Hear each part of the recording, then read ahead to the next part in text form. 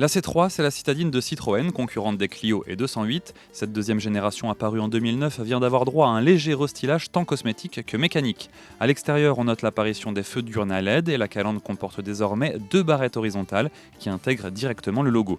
À l'arrière, seuls les feux ont changé, pas de quoi bouleverser la bouille de cette C3 qui reste facilement reconnaissable et plutôt sage face à ses rivales françaises plus récentes.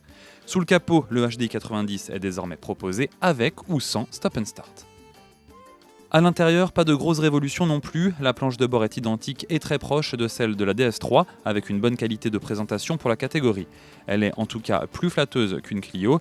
La nouveauté principale vient de l'apparition d'une caméra de recul en option, mais uniquement si vous avez également pris l'option GPS. Dommage, ce dernier est obsolète. À l'arrière, l'habitabilité est toujours en dessous de la moyenne du segment et sensiblement moindre par rapport à une Clio. Le coffre, en revanche, reste un point fort avec 300 cm3, l'un des meilleurs du genre. La C3 de 2009 s'illustrait avec un très bon niveau de confort, quitte à manquer de dynamisme. Avec ce restylage, Citroën raffermit sensiblement sa citadine pour la rendre plus agréable à conduire. La voiture reste confortable, mais ce n'est plus un point marquant de cette C3. Le HDI 90 convient bien à l'auto, sa souplesse et sa douceur d'utilisation sont agréables en ville, et la puissance suffisante sur route et autoroute. Malgré l'absence de sixième rapport, le niveau sonore sur autoroute reste correct. Le start and stop maison reste la référence, il n'engendre aucune vibration et se montre très rapide. Ce restylage ne change a priori pas beaucoup la donne. L'apparition de nouveaux équipements s'accompagne de lacunes comme l'absence d'ESP en série, alors que les Clio et 208 y ont droit d'office.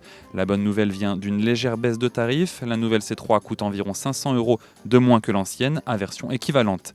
L'arrivée du Start and Stop sur la motorisation HDI 90 ne peut être que bénéfique. Elle permet d'ailleurs à cette C3 de passer de 200 à 550 € de bonus. Le surcoût initial par rapport à la version sans Stop and Start, 550 € de plus, sera vite amorti.